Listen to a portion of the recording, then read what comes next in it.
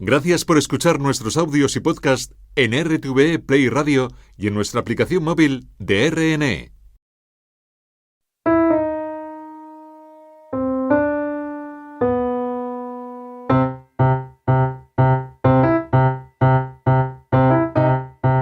Poesía Exterior, espacio de pedagogía poética y lúdica en Radio Exterior de España, con Aarón García Peña.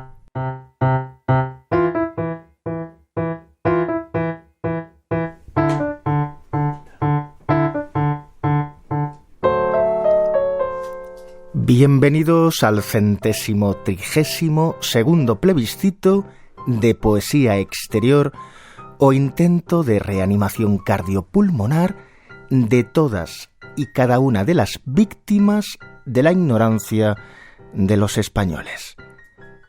Bienvenidos al mundo real en el que, incluso estando muerto, continúan matándote. Todo bajo control del enemigo. Comenzamos.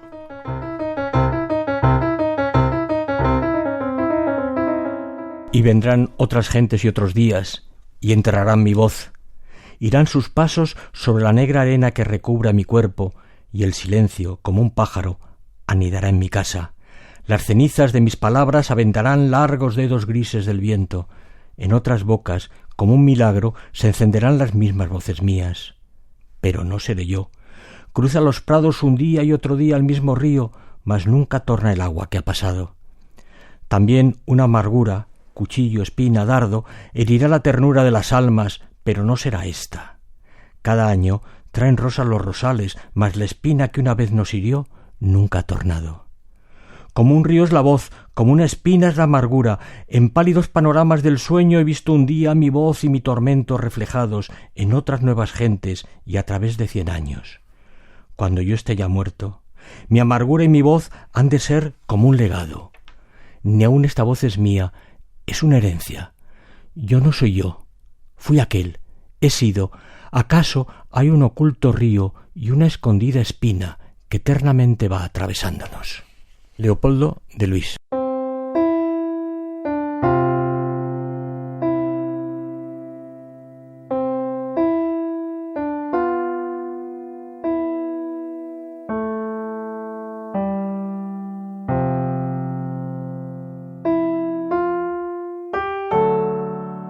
El 11 de mayo de 1918, año de finalización de aquel sacrificio de jóvenes denominado Primera Guerra Mundial, respiró por primera vez, sin la umbilical ayuda de su madre, el que a la postre se convertiría en uno de los mejores poetas de nuestra lírica española más contemporánea, Leopoldo Urrutia de Luis, o, como le conocemos con incontestable admiración, Leopoldo de Luis, el único que ha sido capaz de callar al unísono a todos los poetas cuando hablaba.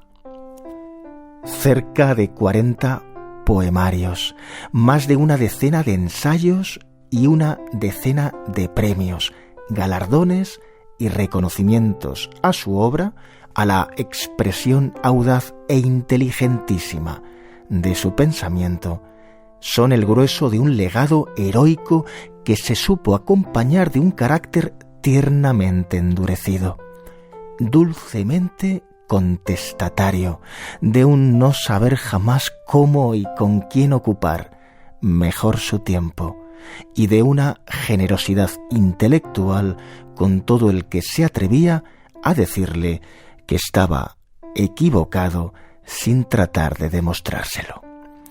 Leopoldo de Luis transcurrió por la poesía existencialista, por la poesía social, por un humanismo que lo llevó a respetar a los demás por encima de sus propios prejuicios, hasta volver, hacia el final de su vida, a repensarse a sí mismo, sus creencias, incluso sus principios y lo que verdaderamente somos, más allá de las reacciones cotidianas para seguir sobreviviendo.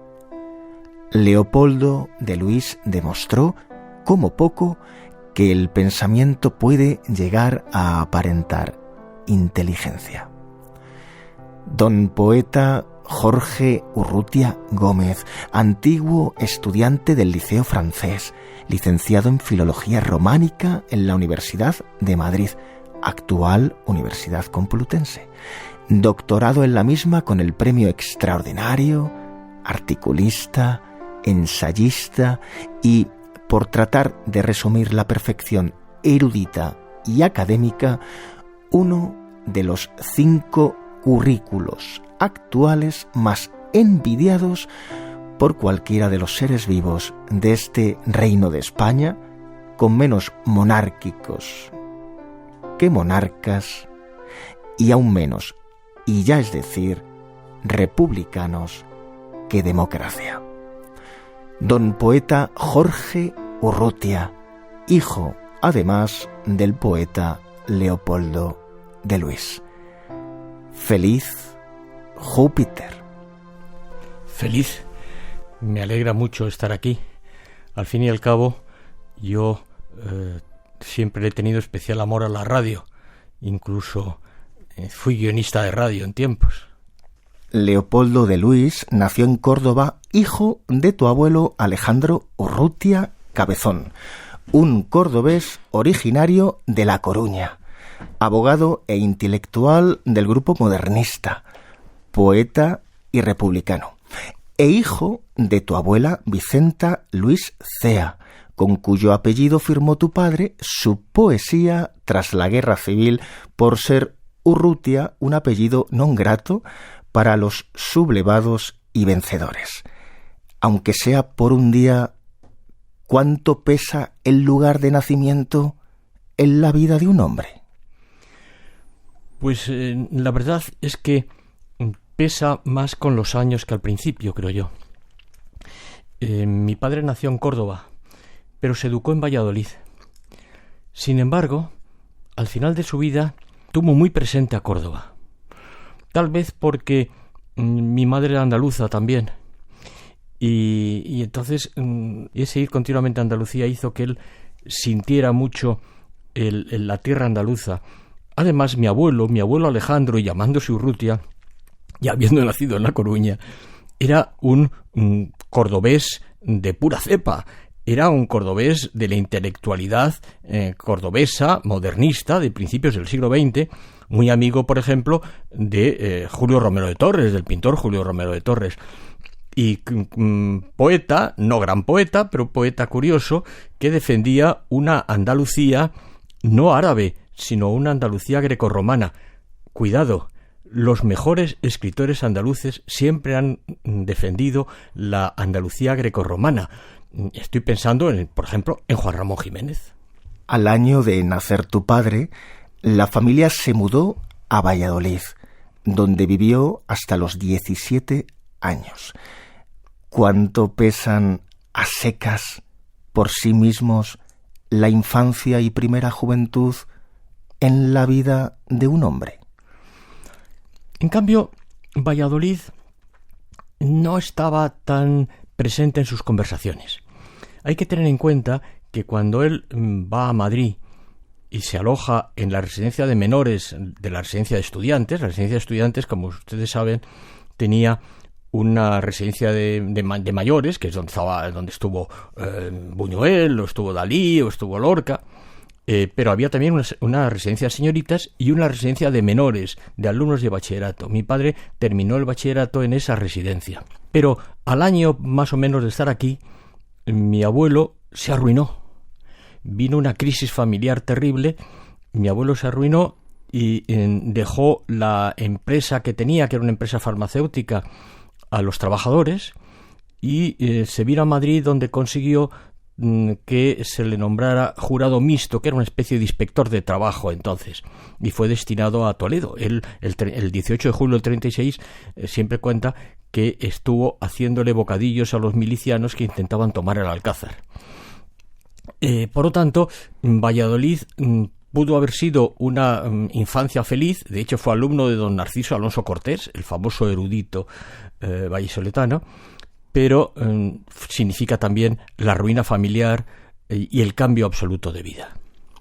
A esa edad de 17 años se trasladó a Madrid para acabar el bachillerato en el Liceo Francés, viviendo, como dices, en la sección de menores de la residencia de estudiantes. Iniciar unos nunca concluidos estudios de letras y trabajar como burócrata en la empresa privada. Es en la madurez cuando, en vez de pesarnos a nosotros, pesamos nuestra propia báscula.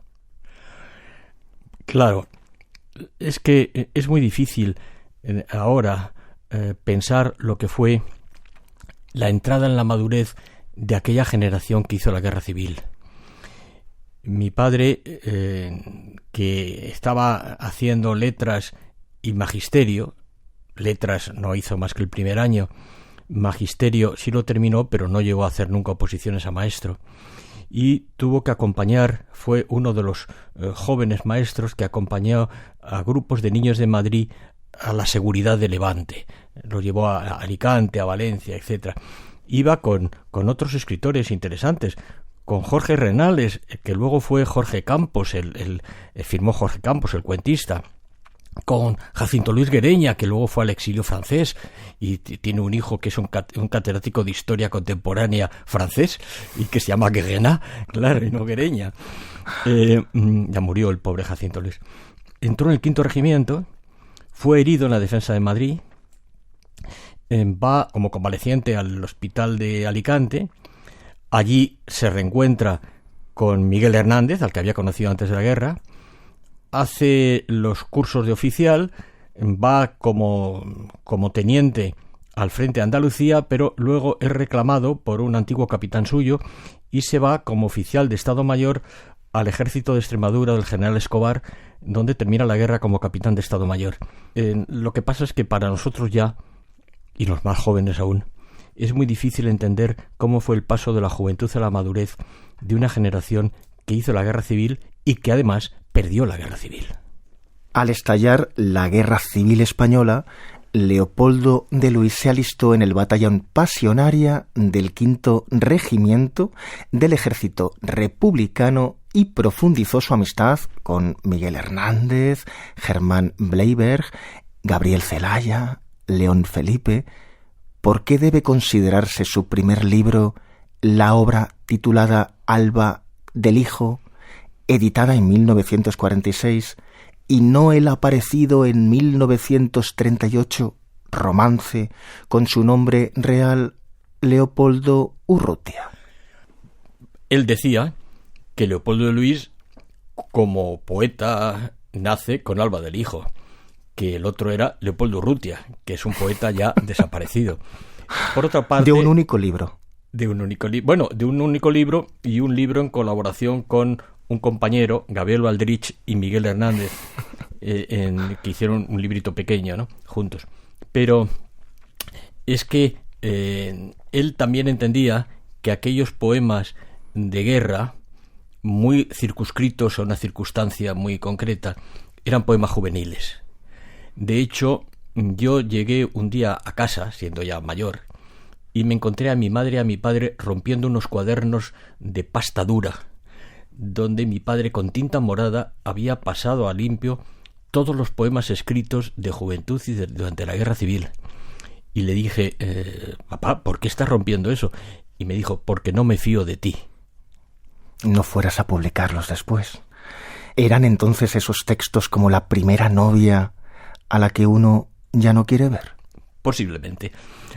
No es que no quisiera, sino que un poeta no es solamente inspiración, por el motivo que sea, es también técnica.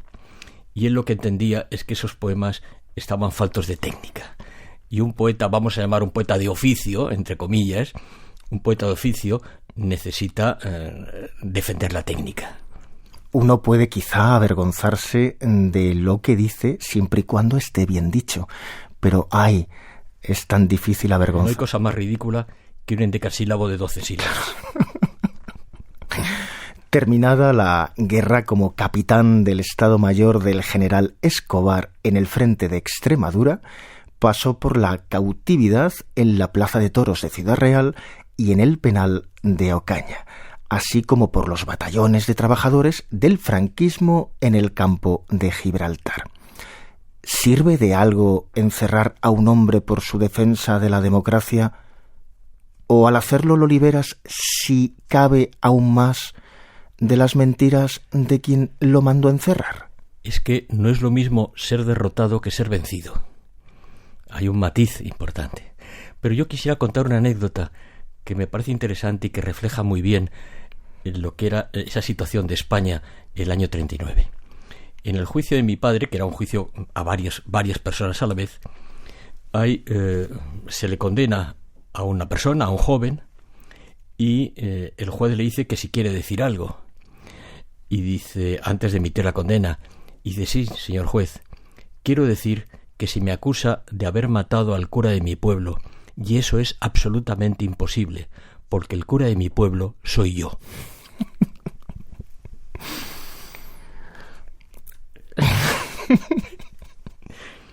Claro, hay que explicarlo. Probablemente, mi padre lo contaba y decía, supongo, entraron los milicianos en el pueblo, él se fue con los milicianos y la gente buscaba al cura. Y luego vienen las acusaciones de este es el que entró en el pueblo, todas estas cosas. Pero claro, él no había matado al cura porque el cura era el mismo, ¿no? Pero se le puede condenar a una persona por haberse matado a sí mismo. El caso es que como el cura no estaba, daban por hecho que lo habían hecho desaparecer. Poesía Exterior, con Aarón García Peña. Radio Exterior de España. Ya liberado en 1940, recuperó su trabajo en una compañía de seguros y publicó asiduamente poemas en las revistas Garcilaso y Espadaña, en Cántico de Córdoba, en la Revista de Occidente, Ínsula, Poesía Española de Madrid. De las cosas que me dijo tu padre, de dos te voy hoy a informar. La primera fue que leyendo las revistas de poesía aprenden más, me dijo, los impresores que los propios poetas. Pues es posible, porque los poetas en el fondo no se leen más que a sí mismos. ¿Hay posibilidad de que no te influya una amistad de 40 años, ya sea con una frutera, con el cura del barrio o con el poeta Vicente Aleixandre? Sí, él tiene influencia de Vicente Aleixandre, no muy evidente, porque hay un sentido cosmológico en Vicente Aleixandre que en mi padre, en Leopoldo Luis, no hay, pero él iba todas las semanas un día a ver a Vicente. Salía de casa después de comer inmediatamente y iba andando, porque no vivíamos muy lejos de la casa de Vicente Aleixandre, iba andando y pasaba la tarde con él. Entonces yo creo que él tenía por Vicente Aleixandre una admiración como poeta, pero una admiración también por la serenidad que siempre tuvo Vicente Aleixandre ante las cosas. La mirada de Vicente Aleixandre siempre fue serena frente a otras miradas del 27 apasionadas y esto. Él siempre fue sereno. Y a diferencia de la de tu propio padre. Bueno, mi padre era un apasionado contenido. Un apasionado contenido, porque mi padre era persona extraordinariamente bien educado, lo que yo traduzco como un absoluto respeto por los demás. Hay un texto de Vicente Aleixandre en el libro Los Encuentros sobre él, donde dice algo que lo retrata muy bien. No era nunca el primero en llegar a las reuniones y no era nunca el último en irse.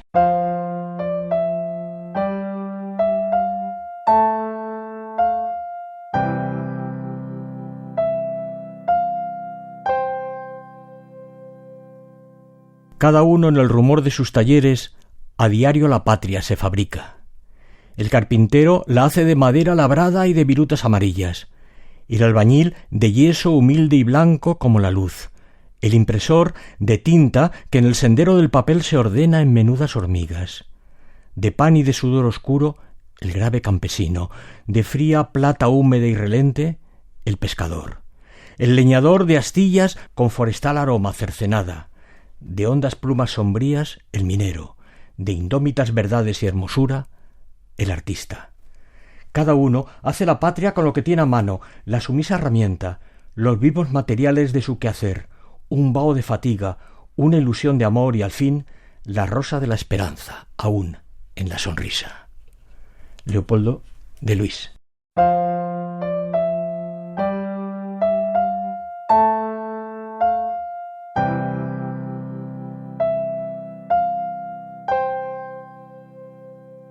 ¿Poesía social o poesía de testimonio?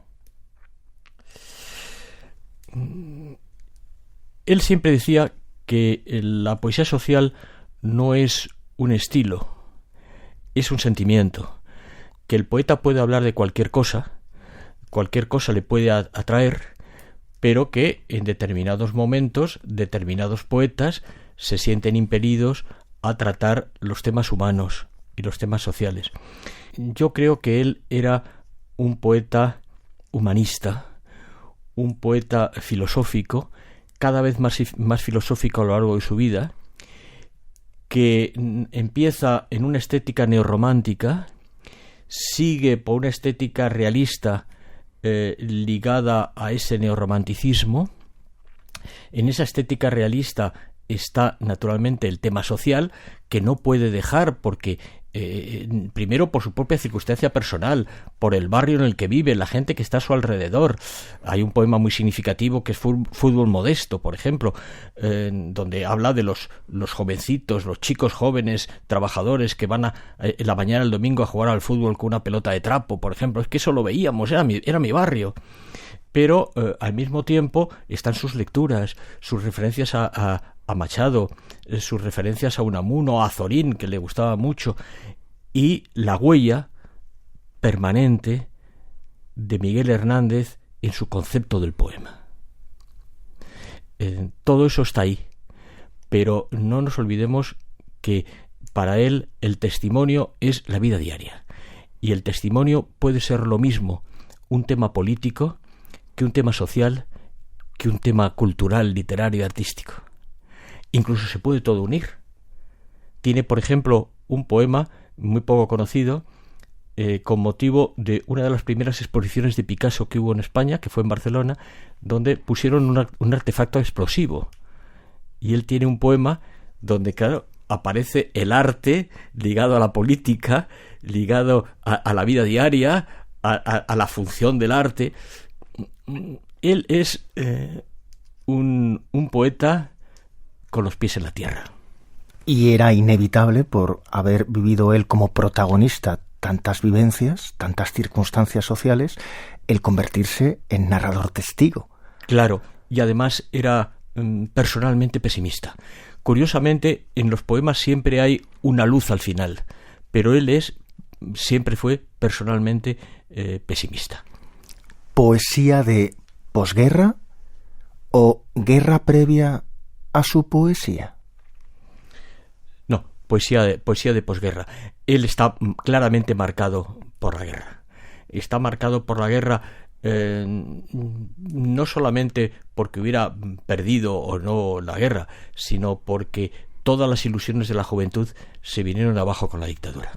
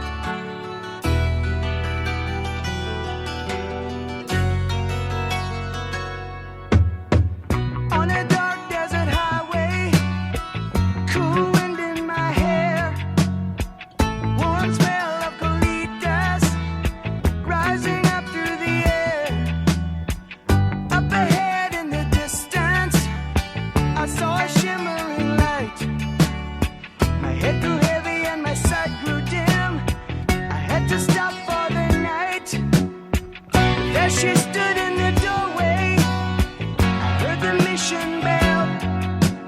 And I was thinking to myself, this could be heaven and this could be hell. Then she lit up a candle and she showed me the way.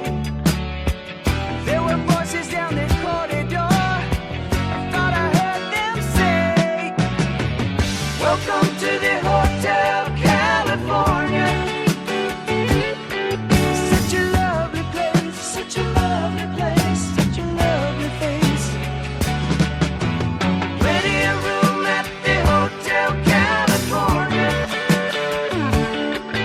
Any time of year, you can find it here. Her mind is Tiffany twisted. She got the Mercedes Benz. She got a lot of pretty, pretty boys she calls friends. How they dance in the courtyard, sweet summer sweat. Some dance to remember, some dance to forget. So I called up the captain, please bring me my wine.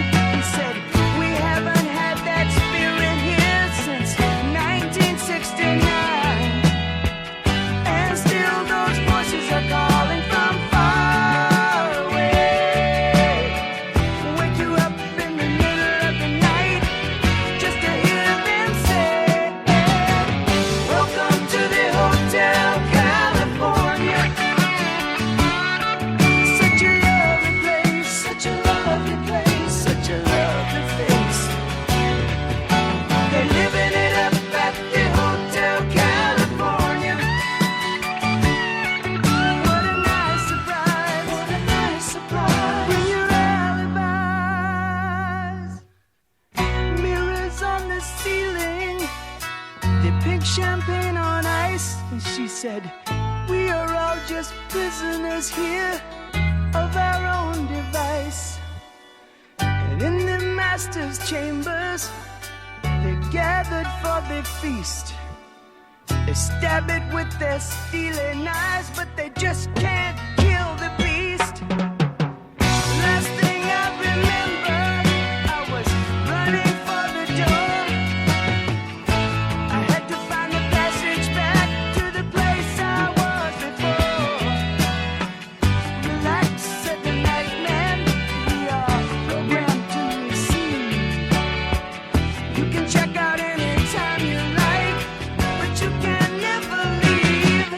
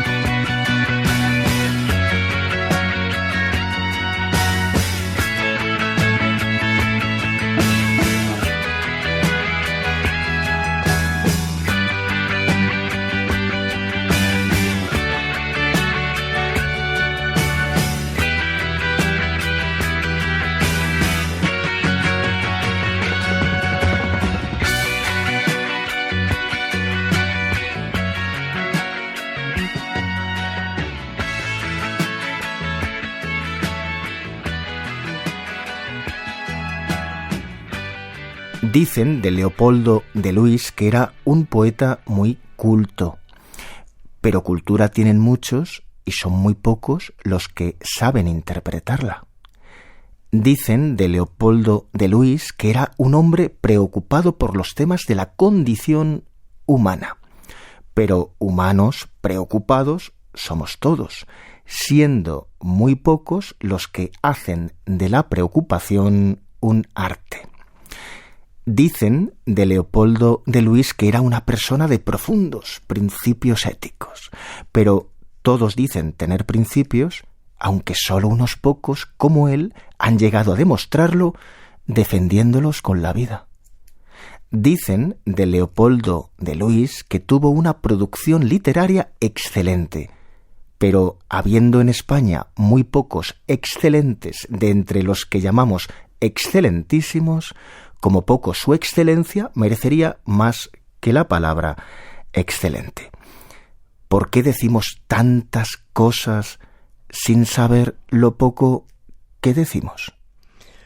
Yo creo que en la obra de un escritor su vida privada no importa. Lo que importa es lo que ha convertido en texto, lo que ha convertido en escritura. Yo podría ahora decir que mi infancia fue una infancia infeliz. No, fue una infancia absolutamente feliz, pero fue una infancia pobre. Quiero decir, mi padre trabajaba simplemente en una compañía de seguros. Por cierto, como otros tantos poetas, pensemos en el norteamericano Wallace Stevens, por ejemplo, que trabajaba también en una compañía de seguros. No tenía un gran salario. La economía familiar se completaba con los premios literarios. Él se presentaba a muchos premios literarios, incluso escribía a propósito poemas que luego nunca ha recogido, para presentarse a un premio y poder ganar, porque ganar de repente 2.000 pesetas, 3.000 pesetas en los años 50 era fundamental para un salario que apenas se llegaba a las 500 al mes. Hizo un enorme esfuerzo económico porque me llevó al liceo francés, porque quería que fuera un colegio privado y quería que fuera un colegio extranjero, porque quería separarme en lo posible de la publicidad oficial. Entonces, ese esfuerzo se paga también con la vida diaria. Yo no recuerdo a mis padres durante toda mi infancia que salieran jamás a comer a un restaurante, por ejemplo. No lo recuerdo nunca. Viajábamos al pueblo de mi madre, a las vacaciones siempre en el pueblo de mi madre, donde no costaba dinero, y viajábamos en segunda clase, no en primera clase, en el tren. Recuerden que había 3 clases. No íbamos en el vagón de madera como Antonio Machado del tren del pasaje de tercera, pero íbamos en segunda. Recibíamos del pueblo de mi madre cada mes un paquete con comida tal y con tabaco para mi padre, tabaco de contrabando de Gibraltar, por cierto, porque es un pueblo próximo a Gibraltar. Mi padre compraba muy pocos libros. Sus lecturas son lecturas fundamentalmente juveniles, porque mi abuelo era sí que era una persona muy culta, y entonces lo formó en filosofía, por ejemplo, y en la gran literatura universal. Pero mi padre compraba muy pocos libros porque no tenía dinero. Se los prestaban, había libros, sí, sobre todo libros de poesía que le enviaban para que hiciera reseñas. Por ejemplo, Poesía Española tenía una banda de color. Esas bandas de color sin firma están redactadas todas por mi padre. A veces aparece, hay un libro en Cuba, publicado en Cuba, de igual ahora es un escritor cubano, y aparece un artículo firmado José García Nieto, que era el director de la revista. El artículo no era de José García Nieto, era de mi padre. Era un artículo sobre Lezama Lima. Don José. Claro, entonces él, entonces mi infancia fue una infancia en un barrio de Madrid, una casa modesta. Hasta que no tuve yo casi adolescente, no había cuarto de baño en mi casa. No había más que un lavabo y nos lavábamos en una tina. Es decir, que no es una vida de poeta burgués, ni siquiera de poeta comunista burgués, vamos a llamarlo así. No, era una vida realmente proletaria. Pero al mismo tiempo se hablaba de literatura en la casa.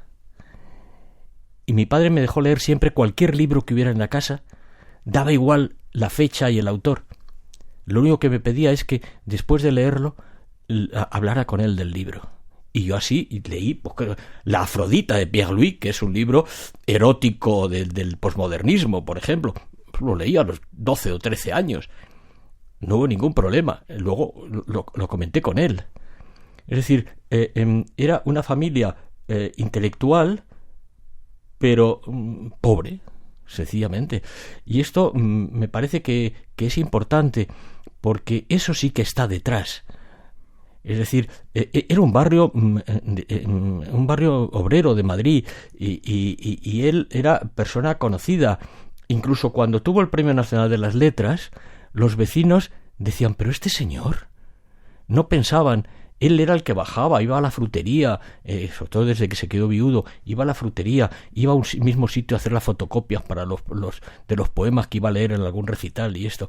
Y entonces ya estaba en una situación mejor, porque él había ido ascendiendo a lo largo de su vida profesional y llegó a ser director de la compañía de seguros, donde entró como administrativo. Lo que pasa es que él por la noche se hizo la escuela de seguros, tenía eso. Iba haciendo lecturas, tenía lecturas. Hay un escritor fundamentalmente que él leyó, un filósofo que él leyó, que él compró, cuando además el libro estaba prohibido, había que comprarlo encuadernado en piel, porque la censura no prohibió el libro, pero obligó a que se vendiera a un precio determinado y estaba encuadernado en piel verde, tengo el ejemplar, que era Camus. Mi padre era un asiduo lector de Albert Camus, y el existencialismo de Camus es lo que le influye toda su vida. Se sabía a Camus de memoria y tenía notas. Yo tengo enmarcadas algunas notitas que él tomaba que eran referencias a Camus. En un papel, si uno iba leyendo, escribía la referencia y ponía Camus abajo. Eso es lo que de verdad le influye. Es decir, él lee a los existencialistas franceses. No leyó casi a Sartre porque era más difícil de encontrar. En algunas revistas se publica Sartre, pero sí leyó a Camus, y sí conocía a Heidegger, sí conocía la poesía europea. En algún momento llegó un paquete de libros porque había una sociedad que a los escritores más o menos de resistencia de España les ofrecía libros, y entonces le mandaron una lista y él hizo una lista, y ahí pues llegó, pues recuerdo la obra de Pasternak en italiano, llegó en francés El don apacible. Llegaron una serie de libros extranjeros que aquí no se podían encontrar y que él los leyó en italiano o en francés. Pero comprar no podía comprar hasta prácticamente el año 60. La imagen que podemos tener de él es una imagen de un intelectual burgués, y es un intelectual burgués pasado por la ruina familiar y por lo tanto pasado también por el proletariado.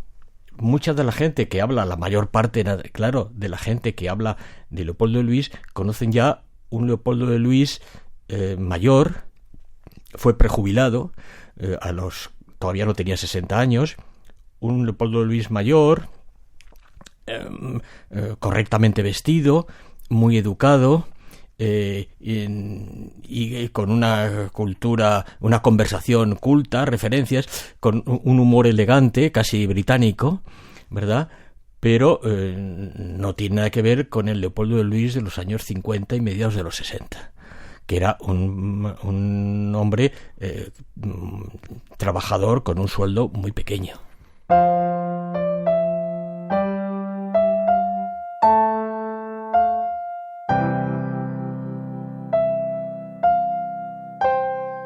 Suave es el mar como una mano.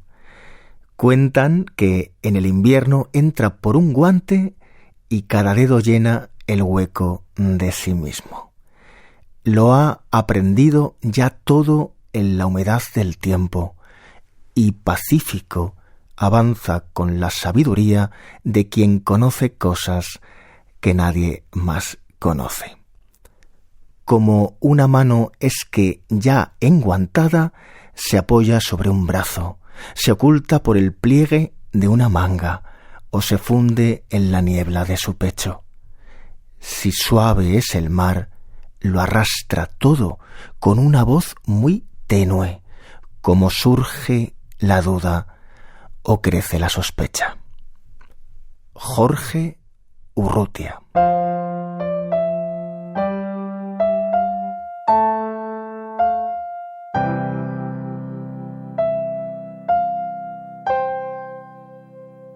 Este viejo colchón siempre vino del cielo. Abrazó con su frío y construyó un hogar para que el tiempo se muriese en su espejo y descansara. Y se frotó las manos. Este blanco colchón es la sirena, hacia el abrazo lleva mortal, o por lo menos rompe los ligamentos y arrodilla nuestras últimas fuerzas. Jorge Urrutia.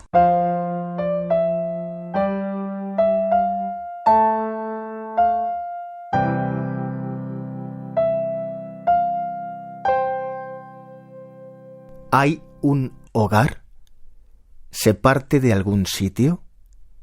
Siempre de las ruinas, pero exigen las ruinas hogar un día construido. Se parte de algún sitio, del derrumbe del manto, de la saya caída, de la camisa rota, del ánimo cortado por no se sabe qué, por no se sabe quién, y se encamina uno hacia el pasado. Jorge Urrutia.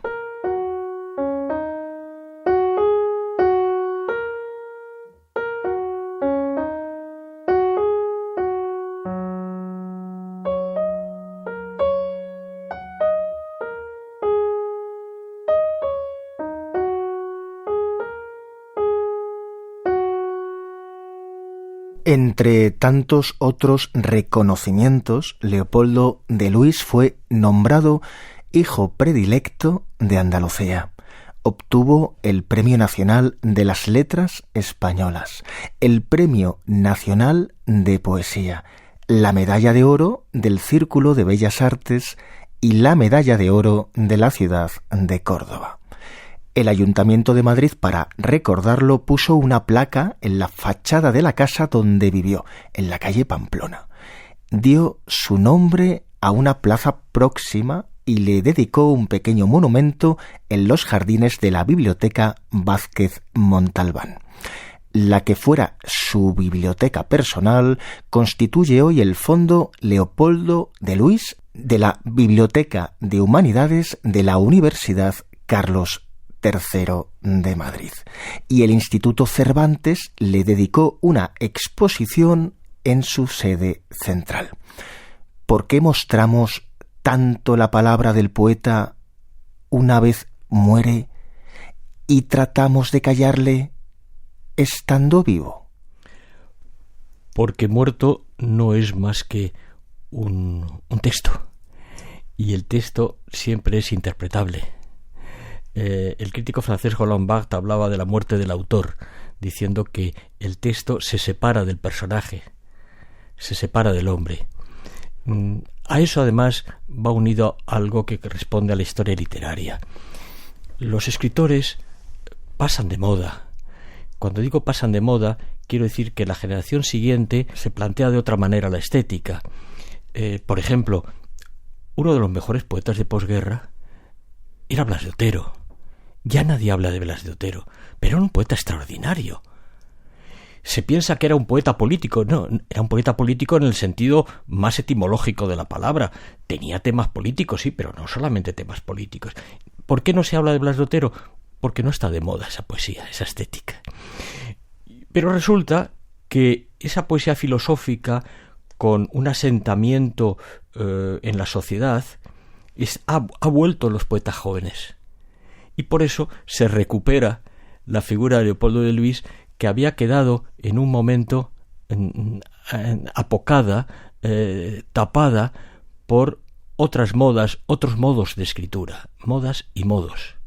Teniendo en cuenta además de que España es un país de modas, es un país que cambia totalmente de manera de pensar, de manera de exhibirse, de manera en poquísimo tiempo. Lo que importa son las modas.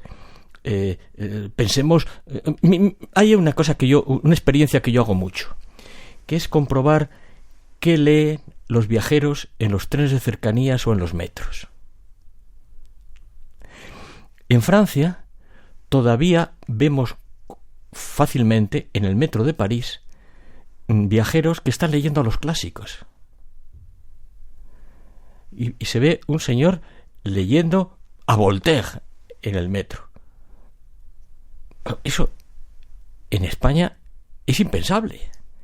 No está de moda leer los clásicos. No sé si está de moda leer, pero desde luego no está de moda leer a los clásicos. Y los clásicos son los que mejor lo hicieron. A mí me decía una vez Jorge Guillén, que al que le gustaba mucho que nos llamáramos los dos Jorges, y me decía una vez en su casa de Málaga: Jorge, a mí lo que me gustaría es ser un clásico. Los clásicos son los que escribían bien. Pues lo que quiero decir con esto es que España devora a sus artistas. Los devora, los mastica y los deglute. Y de vez en cuando los vomita.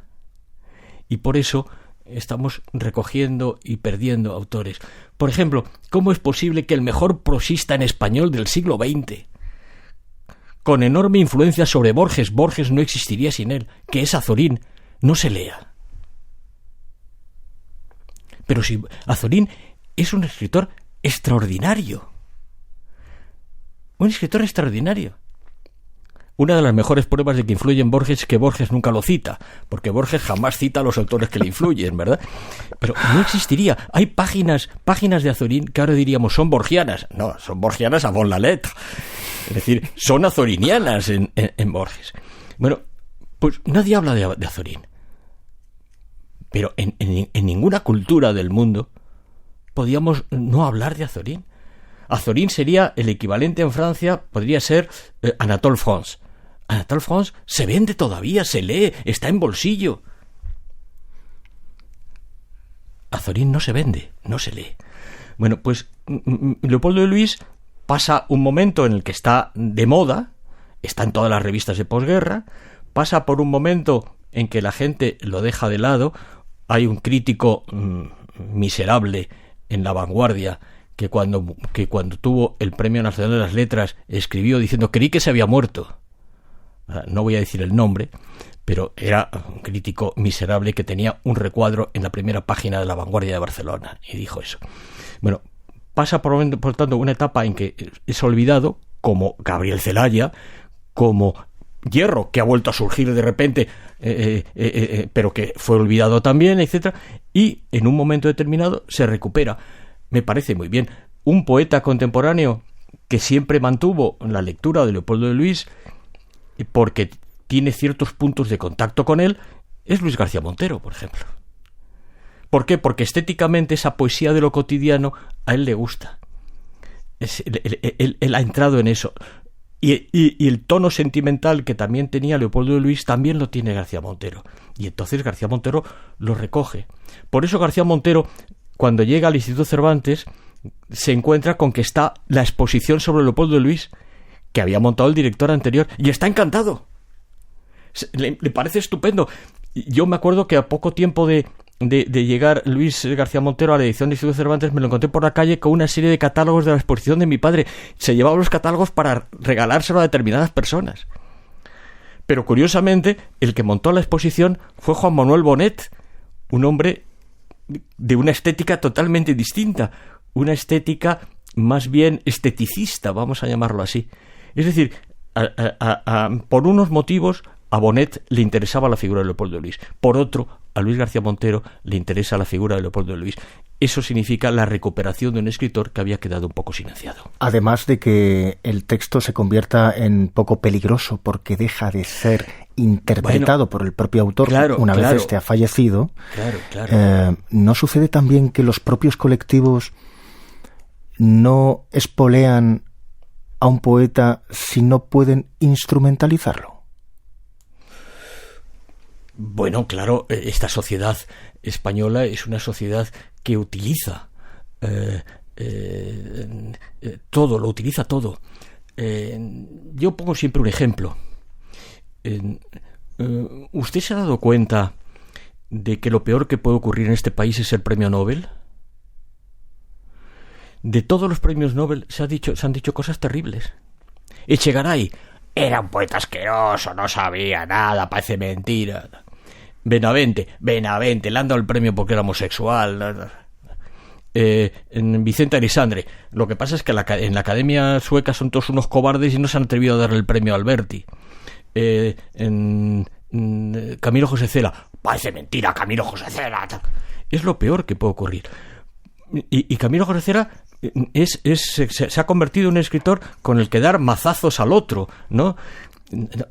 Pensemos cómo reaccionan al premio Nobel los franceses. Hacen piña. Porque saben, entre otras cosas, en el sentido más prosaico de la expresión, saben que un premio Nobel hace que todos vendan más. A propósito de estos autores que estás nombrando, en esta nombradía de extraordinarias letras a las que mancillamos casi como signo inevitable del comportamiento español, Leopoldo de Luis fue, además, el hermano, fruto de una relación extramatrimonial, del escritor Francisco Umbral. Sí, esa es una historia de familia. No sé si una novela de familia en el sentido freudiano, ¿verdad? Es una historia de familia que salió a la luz por un periodista que lo supo, pero que no era... nunca se había hablado de ese tema. ¿Salió a la luz y te prestaste para que saliera? Me presté para que saliera, no. Lo que pasa es que me pareció que era mejor controlar la información que dejarla. Claro, porque un señor que ha tenido un hijo con su secretaria y que luego lo abandona, bueno, es brutal, pero hay que poner las cosas también en su sitio. Es verdad, era un hombre, mi abuelo Alejandro era un hombre interesante, guapo, resultón, que culto, dirían las mujeres culto, de antes. Incapaz para la vida diaria, que deja embarazada a la secretaria, una historia vieja como el mundo, ¿verdad? Pero no abandona al hijo, no lo abandona. Él, el hijo, el niño pequeñito, por ejemplo, se pone enfermo y él se lo lleva a casa y mi abuela lo cuida. Y mi padre recordaba cómo jugaba con ese niño, siendo él ya adolescente. Incluso piensan en dejarlo en la familia, incorporarlo a la familia, adoptarlo. La madre no quiere. En toda esa historia viene la ruina familiar. Y viene la guerra civil. Y entonces la guerra civil fue una ruptura absoluta. Valladolid queda del lado de Franco, Madrid del lado republicano. Pasan todos los años de guerra. Mi abuelo de todas maneras hace gestiones para que no solamente para que la madre siempre tenga trabajo, sino que el niño, en cuanto es necesario, también encuentre un trabajo. Le debió ver en los años 40, cuando mi abuelo estaba además no solamente en la ruina, sino depurado, no podía trabajar, pero era representante de ventas, y fue a Valladolid y sé que vio al niño, pero hay una ruptura. Y luego, el mismo año, mueren la madre de Francisco Umbral y el padre. Mueren el mismo año. Por cierto, Francisco Umbral se llama Francisco Alejandro. Alejandro es el nombre del padre. Y Umbral, el seudónimo, es una palabra que empieza por U, como el apellido. Y los primeros trabajos que no han encontrado los investigadores, los primeros artículos que publicó Francisco Umbral, los firmó Francisco Urrutia. O sea, no es una ruptura tan grande. Lo que pasa es que eso, cuando muere Alejandro, Francisco Umbral no existe. Quiero decir, Francisco Umbral, como escritor, igual que Leopoldo de Luis no existe hasta que no aparece Alba del Hijo, Francisco Umbral no existe hasta que no empieza a publicar y luego viene a Madrid. Y eso es ya en los años 60 y el padre ha muerto el 54. Yo siempre pienso cómo fue el encuentro de los dos hermanos en el Café Gijón. Porque mi padre, que era cordial, ve llegar un chico joven, lo atendería inmediatamente y le dijo, vengo de Valladolid. Uy, pues yo me eduqué en Valladolid, mi familia de Valladolid, estas cosas. Pero yo siempre pienso, Umbral se fue al servicio del Café Gijón y allí, cerrando la puerta, se fumó un cigarro. Porque acababa de encontrar a su hermano, ¿verdad? Y ellos, pero nunca entre los dos hablaron de ese tema, jamás. Nunca hablaron de eso y fueron muy amigos. ¿Fue una verdad omitida en sus conversaciones? Sí, totalmente. Solamente conmigo. Pero a sabiendas de que el otro conocía también. Bueno, es que Umbral sí estaba en el ajo, si quieres. Pero mi padre no. Mi padre sabía que su padre había tenido un hijo, pero no sabía dónde estaba ese hijo. Se hizo entonces amigo de su hermano sin saberlo. Y él de vez en cuando me hacía bromas. Me decía, sobrino, ven.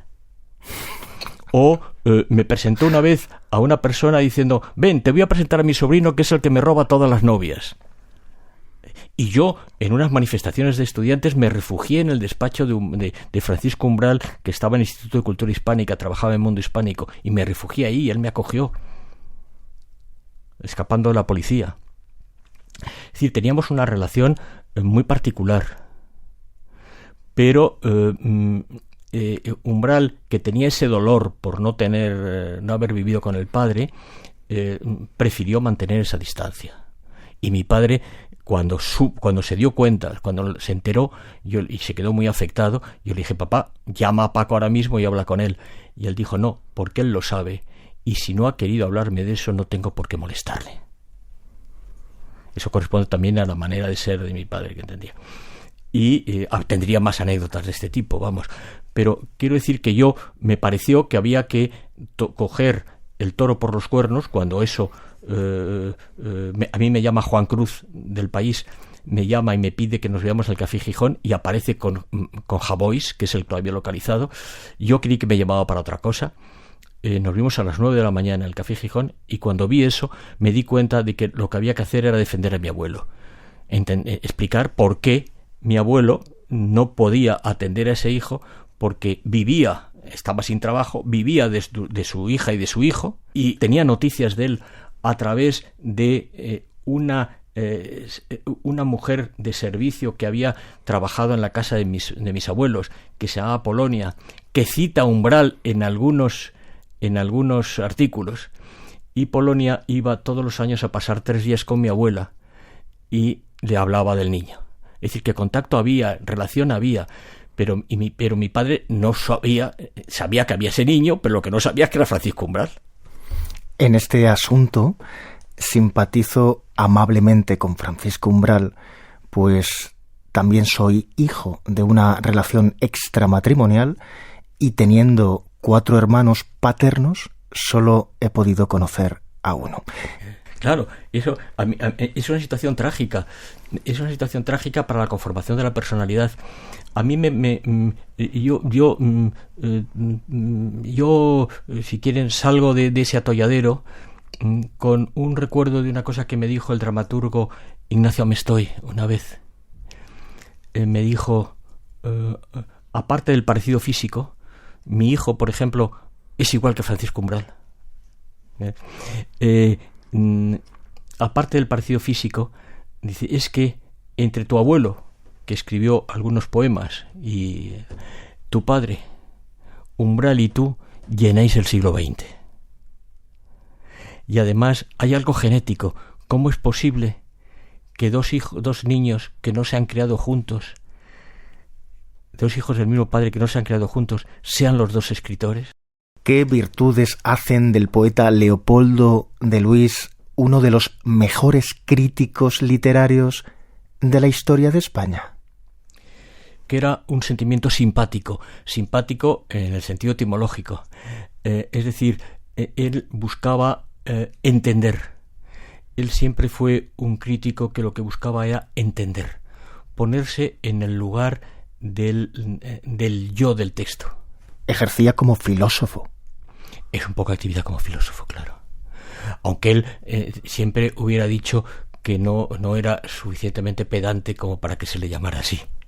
Su sapiencia resultaba, en la mayoría de las ocasiones, estremecedora cuando hablaba, y aún más estremecedora cuando callaba ante un poeta después de haberle escuchado. Sí. Además tenía algo, parece mentira, sobre todo en una persona que ya al final de su vida estaba tan frágil. Tenía una voz extraordinaria. Y entonces esa voz se imponía. No es que fuera un grito, no, es que era una voz ni demasiado grave, no, era una voz profunda y por lo tanto las ideas que exponía pesaban. La voz en off de la conciencia. La voz en off de la conciencia, puede ser. Yo es que no soy imparcial, ¿verdad? Un padre siempre es un padre. No soy imparcial. Yo creo que era sabio, pero era sabio también por cómo había encarado el saber. No haciéndolo inmutable, ¿no? Claro, y además leyendo muy bien. Él leía muy bien. Teniendo lectura comprensiva del texto para luego poder tener una lectura comprensiva de la realidad. Claro. Él leía muy bien. Él no leía a salto de mata. Además leía siempre en la mesa. Leía con el libro horizontal y tomando notas.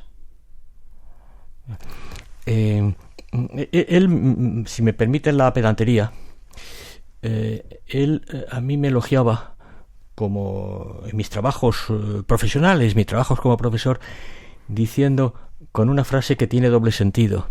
Él me decía: no sé si sabes mucho o que consigues relacionar cosas muy dispares. ¿Qué quería decir eso?